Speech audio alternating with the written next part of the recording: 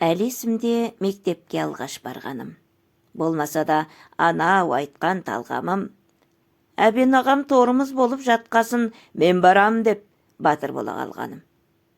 Айналайын, менің шүкір жаным деп. Анам мақтап, басы толған ақыл деп. Дәуіт қолда, мата сөмке иықта, шыбығатқа міне сала шаптым кеп.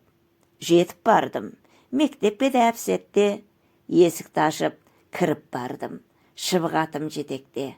Оқушылар сатыр-сұтыр тұрып жатыр япырай, сәлеметсіз бе? Дейді маған жамырай.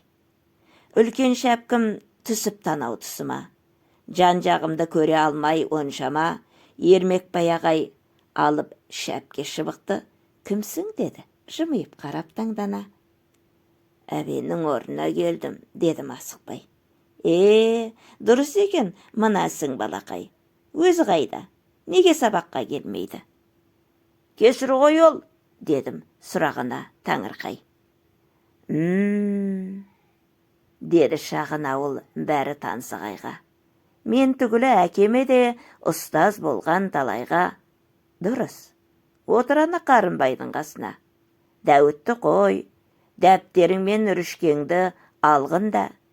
Осылайша мектепке алғаш барғаным. Оқушылар жазу жазып жатқанда, мен ағамның дәптеріне шимайлап бірдеңелер салып үйге қайтқаным.